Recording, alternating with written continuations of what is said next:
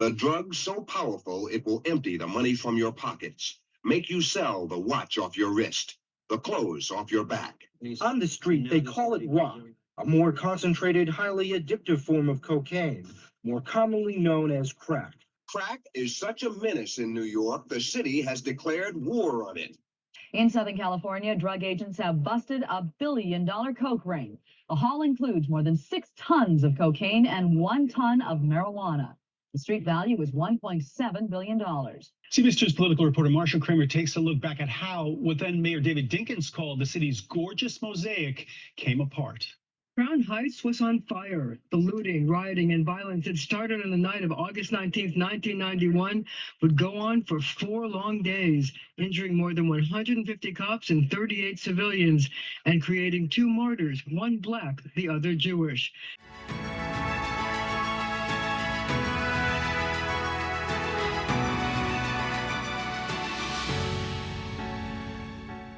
Crack cocaine, organized crime, community relations, and politics. How have they defined police work? Better yet, how have they changed police work from the 1980s to current date? I am Robert Asencio, and today on Bets and Badges, I have the distinct pleasure of having my co-host, retired police chief and military historian David Magnusson. How are you, brother? Robert, I'm doing great. How about yourself? Always good to be with you, my friend. Yeah, this is going to be good, man. Back from where I came from, New York City. Yes, sir. Let's go. Let's introduce our guest. Yeah. With us, we have retired NYPD Detective Thomas Howell. Tommy, how are you? Welcome. Thank you. I'm glad to be with you guys. Doing very well, man. And let's dive right into it. So you were hired. You went on the job in 1983 and retired just shy of your 30 years in Yes. 2012. Yes. You went to work when you came on the job in New York. You were assigned to the 52nd precinct in the Bronx, right? Patrol. Yes, Central Bronx. Yep, patrol. Okay. And I suspect patrol included a lot of foot patrol. Oh yeah, I'll tell you. The first day out in the precinct, you'll never believe it. You know, you'll hear of the Bronx Zoo. Yeah. And sometimes it's associated with Yankee Stadium and the Yankees of the 70s. My first foot post was 52 Post 1, which happened to be the curb line of Southern Boulevard, not the street, but the curb line of Southern Boulevard to the fence of the Bronx Zoo between Fordham Road and 180 something Street. Literally, I had the sidewalk as a foot post. Wow. That was my first foot post in the 5-2 in December. We'll talk about that in a minute. And then let's see. So roughly 4 years later, you went to organized crime, the auto theft division, where you Yes. worked on some really high level, high profile cases. And then in the late 90s, mid 90s to late 90s, you went on to work for the Mayor Dinkins, right? So Yes. let's talk about this, man. Crack cocaine, organized crime, community relations, and politics. How have they changed police work from your perspective, from what you saw when you were coming up? Tremendously. I mean, the 80s, I came on the job in January of 83, graduated from the police academy in June of 83, and was assigned to the 5-2 precinct just prior to the explosion of crack cocaine. And, for those that may not know, crack cocaine simply was a marketing tool that drug dealers decided how they could make more profit in selling cocaine, the powder cocaine, if they cooked it down and sold it as little rocks, as opposed to selling, bags of cocaine or kilos of cocaine. And it really changed the dynamics in New York at the time. So from 84, 85, 86, 87 and on, New York changed because of crack.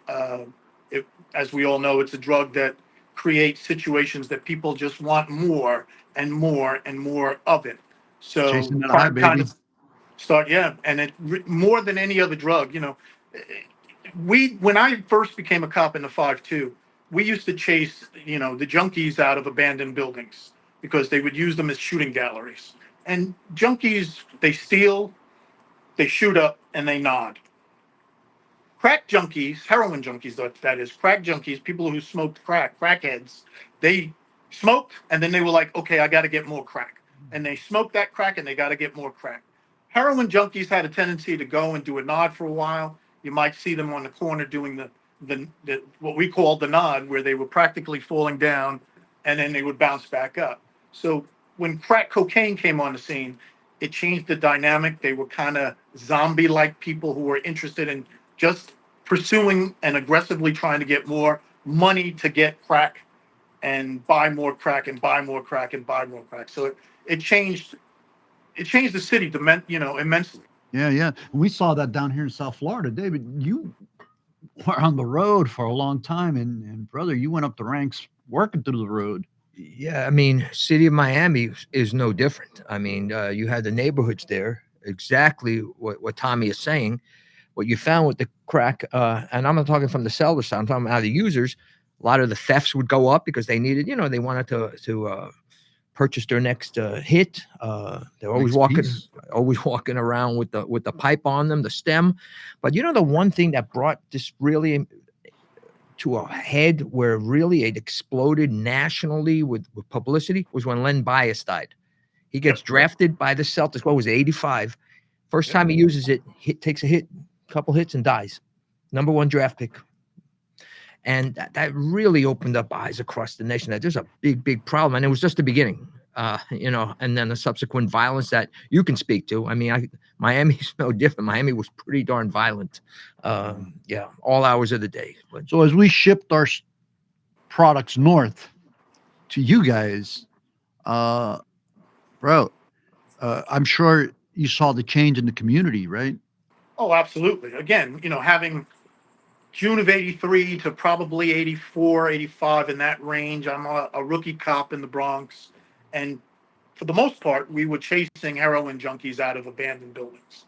And it was more towards the southern end of the precinct, which bordered on the 46th precinct. The 46th precinct and the 52nd precinct were sister neighbor precincts. And towards the southern end of the precinct, there was a transition in the Bronx at the time. Just to give you a quick background, as you moved further up in the borough, north in the borough, the dividing line of what was called the South Bronx steadily through the 70s and the 80s steadily moved.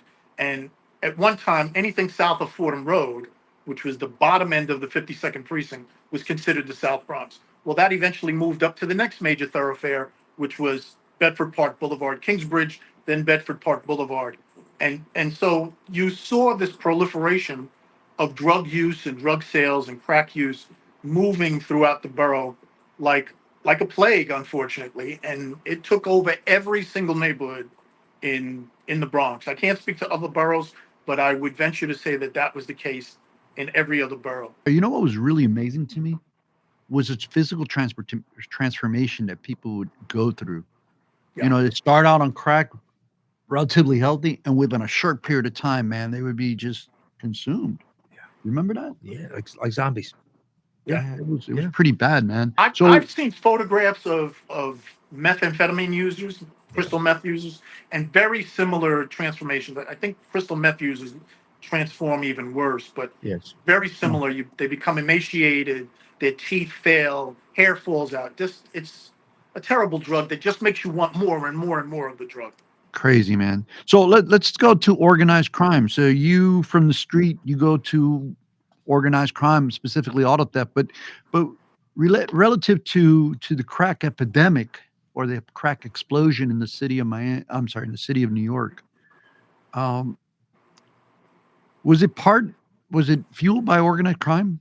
Oh, absolutely. I mean, there were the idea that cocaine gets into this country, and you guys can speak to this profusely, obviously, because Miami was a gateway for a lot of South American and Central American drugs to be coming in to the country. We know that from it's historic. I'll tell you a quick story. When I got into auto crime, eventually I ended up working in a task force with the FBI, and we focused on international transportation of stolen vehicles from the New York area to the Caribbean and to Central America. And what we discovered during the course of these investigations, I sat in the back of vans taking photographs over and over again of this. There was a bunch of car car thieves from Upper Manhattan, Dominican car thieves from Washington Heights, and they would steal Mercedes Benz's, Toyota 4Runners, and their favorite was the Nissan Pathfinder at the time. And we assumed that it was because they were able to use the Pathfinders in the mountain regions of wherever they were ended up. And at the time, U.S. Customs didn't really check things leaving the country. They only checked things coming into the country. What we found out they were doing is they would steal two Nissan Pathfinders, load them in the back of a shipping container, take them down to Port Newark, New Jersey, put them on the back of a ship, ship them to the DR or to Colombia. And eventually we came to a realization that it was part of what we called a triangular trade. The cars would go to the DR, then they would go from the DR to Colombia or some other Central or South American country. Cocaine would then come back to the DR and make its way to New York. It was just it was a triangular trade at its best, you know. So we would have gunpoint robberies in parking garages. So you could drive your car into a parking garage in Midtown Manhattan. You go see a Broadway play. You leave the keys with the attendant. Now you got all these high-end cars, or you parked in your neighborhood on the Upper East Side. 5 guys come in, they stick a gun in the attendant's face, take the keys, drive the cars out to a secret location, and then store them for order. They would steal cars for order. When they got an order, they knew they had 3 Mercedes Benz in that garage, two Pathfinders in this garage, and then they would put them in a shipping container and send them down to the DR or to Colombia or Venezuela or wherever. It was an interesting time. What was your experience with that? Because that sounds pretty much like what was occurring down here in South Florida. Yeah, I mean, you had your special investigation section that would look into that. I was more jump out tactical robbery, narcotics, street level. But yeah, you would have that. They would set up the port. I mean, you have the Miami River. A lot of things were going out of the Miami River. Cars, just all sorts of items. They would leave on these freighters. Some would head to Haiti. Some would go to other places. You had Haitian gangs running rampant here. Zopound Saps. Yeah. And the Jamaican posse. The Jamaican posse. Yeah, there was just a lot the of Russians came in. Lot, yes. Russians were dealing with cars. This is South Florida. Is what have you. Is Grand Central Station for a lot of stuff. If I may use a New Yorkism, huh? Yeah. Yeah.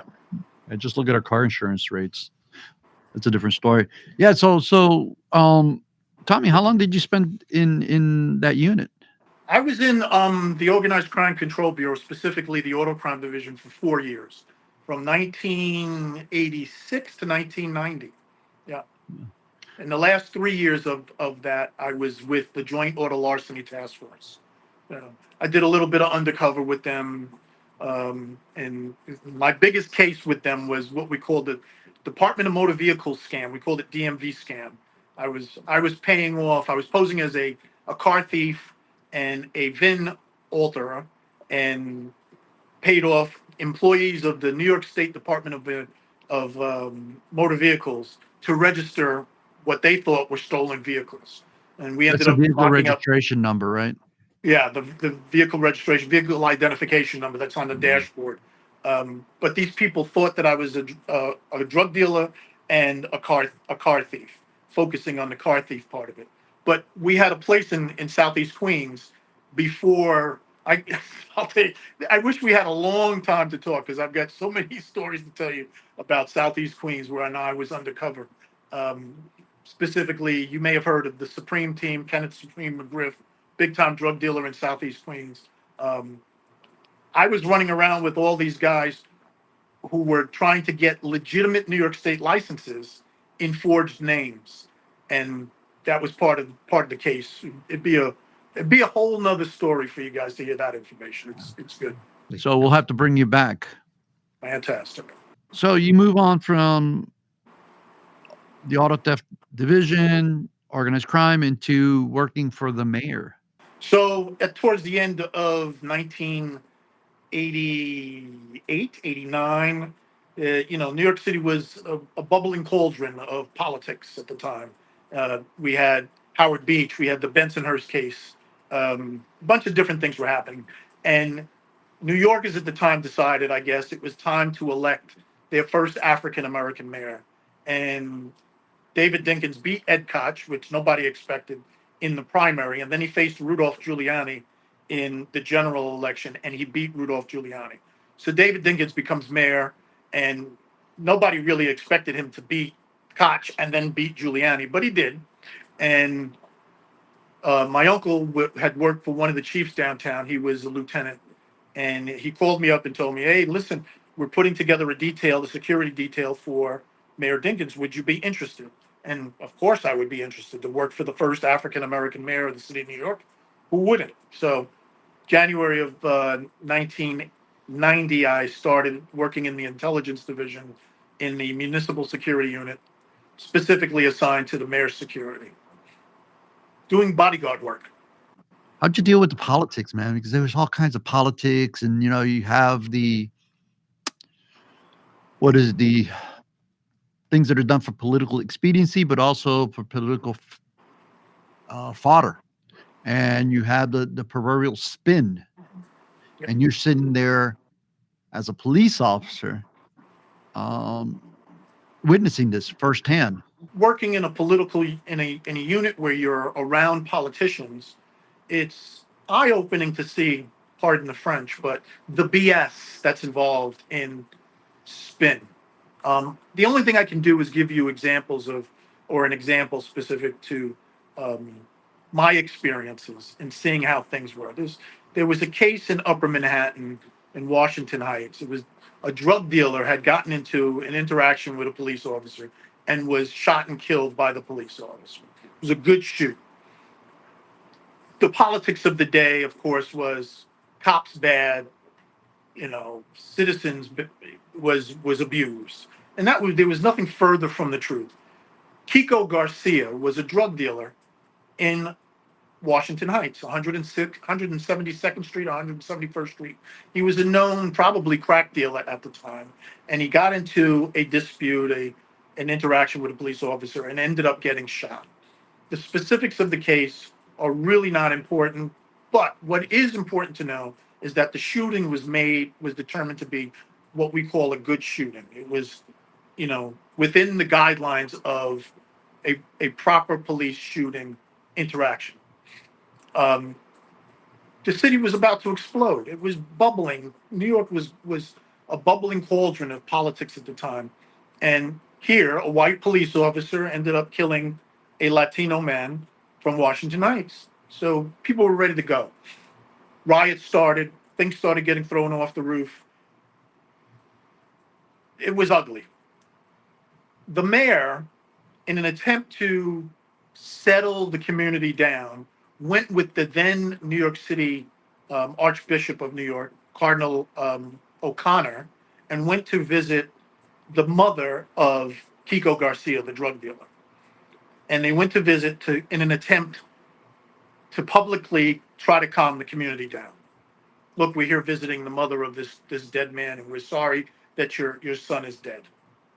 Well, cops being cops, they felt slighted by that. They felt like, why are you going to visit the drug dealer? What? And so the mayor caught a lot of flack for that. I think somewhat unnecessarily, because the picture that was painted was that he was currying favor with the family of a drug dealer. And that end of the politics, I couldn't say, but it's seemingly was unnecessary. But again, in a political realm, the mayor could have chosen not to do that, and he would have looked better in some respects. So there's a catch-22. You're damned if you do, you're damned if you don't. And seeing that kind of stuff kind of left a bad taste in my mouth, because I know that Mayor Dinkins was a good man all in all. Perhaps he was receiving the wrong advice, the wrong suggestions, but his motivation was good. So that little piece of politics to this day, it doesn't sit well in my taste buds. Didn't he take some trashing for by his successor for just being blamed for mismanagement or poor management, poor leadership? I'm sorry, that's better put. Yeah, I mean, that happened. Unfortunately, in the police realm, in the political realm, even in the military realm, a lot of times people go back and they attack those that came for them and pin the blame on them. Oh, this is their doing. This is their doing. What I want to hear is, what are you doing now to make what's your mission? How do you want to make things better? And, yeah, of course you're going to have bad talking. I mean, I think the public forgets that, right? That a lot of times this is just spin. What are your thoughts on this, Tommy? Oh, absolutely. I completely agree with both of you on that. I can use the example of crime statistics. People like to have foundational material to point to in placing blame or placing responsibility for things. And I'm a defender of Mayor Dinkins because I worked for him. Obviously, I'm obviously biased in that respect, but I'm also a New Yorker and born and raised in the Bronx, and I lived in the Bronx as a kid, as an adult, married, raised my kids in the Bronx for the most part. The reality of what happened in New York City through the 70s, into the 80s, and then into the 90s, and now into the new millennium, the foundation of the crime wave that was during the Dinkins administration, perceived during the Dinkins administration, really started in the Koch administration. And so, to your point about placing blame, there are facts that are involved. Ed Koch became mayor in 1977, and he left office in 1990. He was there for 3 terms. If you look at the FBI crime statistics, crime steadily rose from 1977 to 1990. David Dinkins walks in the door in 1990, and it's plateaued. Then David Dinkins goes to the state legislature and invokes a new legislation called Safe Streets, Safe City that allows the New York City Police Department to expand because crime was out of control. We all knew it. And the press, there's that famous headline that says, Dave, do something. It's his picture, and Dave, do something. Well, he did do something, but 15 years of increased crime going up and up and up and up just doesn't get solved overnight. The New York City Police Department, as a result of Safe Streets, Safe City, went from about 28,000 police officers to 34,000 or 35,000. That's a significant increase, and it doesn't happen overnight. You have to get guys in the academy. You have to get them trained. You got to get them on the street. So significantly I would like to say probably from 1992 or 3, straight through the Giuliani years, police officers were being hired and hired and hired and hired, and the numbers expanded. Those numbers are now dwindling because of attrition right now, but that's a whole nother story. Guys are leaving the job in droves. But yeah, the best you can do is do what you can. And the perception and the spin at the time was, well, Dave's not doing anything, but he was. So you were in New York during the 9/11 attack, and I want to get your thoughts on and your sentiment for you to describe what the sentiment was, how officers were reacting, and this unity that we had for a blip in history, a moment in history. I'm getting goosebumps now thinking about how that was for a period of time. As a sociological discussion, through the 80s, there was so much divisiveness. There was so much separation. It was the people in Bensonhurst against the black people, the people in, Rockaway in Howard Beach. And there was all these different racial tones. And that went away during post 9/11.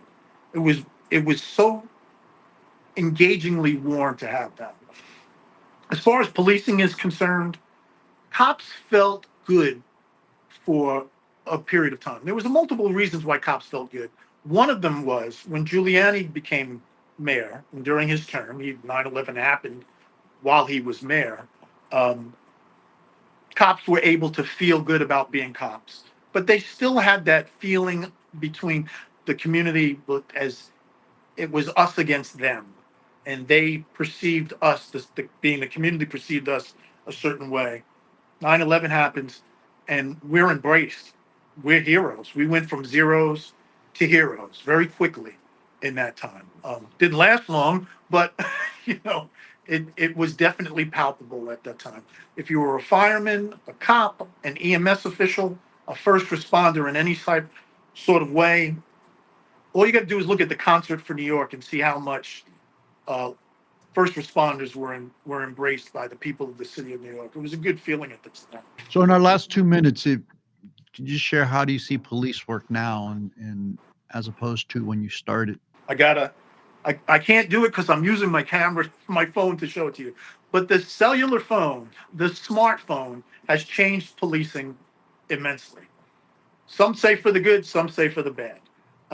Policing is a tough business. I don't know how they do it today. My son is a police officer in Charleston, South Carolina. Everybody wears a body cam, which is good for the police and it's good for the community. But in addition to that, everybody in the community has a cellular phone, a mobile phone, and they film everything. The problem with that for policing now, and I know we have limited time, is you only see a blip, a smidgen of the actual interaction of what is happening in the police, with the police officers' interaction with the citizens. And it's got to be tough to be second guessed in the moment, in the quick, fast moment of what you're doing. I know what I'm seeing on the videos that I've seen in New York, is a lot of hesitation by police officers, which is dangerous, and a lot of second guessing of police officers in the moment by themselves. And I feel for these cops today. I don't know if I could do the job the way that we did it, 30 years ago, the way they have to do it today. It's sad and upsetting, and it's not going to change because of technology. Yeah. Your thoughts, final thoughts here? Fully agree. It was a difficult job back then. We were Monday morning quarterback back then. It's just a lot harder now, and the criminals have gotten better now. So it's a disadvantage to the officers today.